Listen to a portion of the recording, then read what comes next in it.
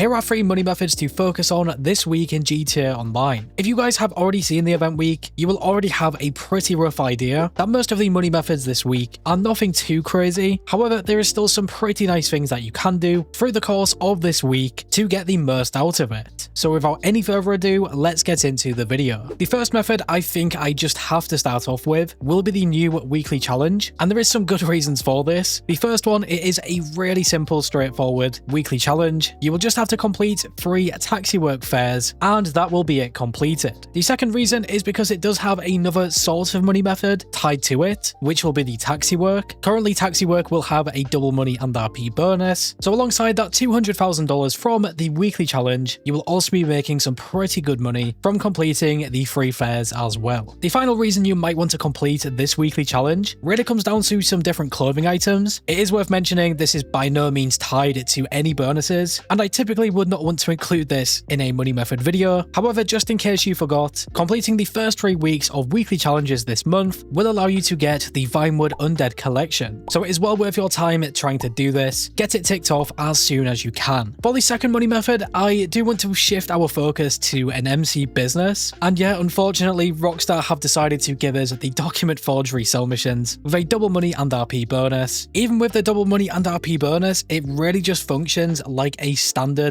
better MC business, so that is definitely something to keep in mind if you are wanting to purchase this. It will also have a 30% discount, which will include its upgrades for this entire week. So overall, do I think the Document Forgery sell missions are that worthwhile? I think it depends what you guys want to do. If you do like doing the MC businesses, you will already know what to expect. I think the main reason to actually do, or at least use, the Document Forgery really comes down to the time it takes for the Document Forgery to make stock. It will be a lot faster with it being the worst MC business, and because it does have the double money and RP, essentially you will be making money just a little bit faster. If you already do have a Document Forgery and it has just been sat there, it might be worth just using it this week and making a nice portion of side income. And the last money method I would genuinely focus on this week would just be the event money methods. So we do have the FIB priority file, all of the salvage yard robberies, and the time trials. I think the only other thing that has bonus money that could potentially be in place of the event week money methods would be the Halloween community series, because I do not think these things are bad. They are really fun to play. They of course do have the double money and RP, which will make them a lot better, and some of you guys might be extremely bored of just doing all of the event week money methods, and it is always nice to switch things up. At this point in the video, I do want to switch things up to the GTA Plus bonuses, and I do think, to no one's surprise, the GTA Plus bonuses are much better. We eventually did get the list of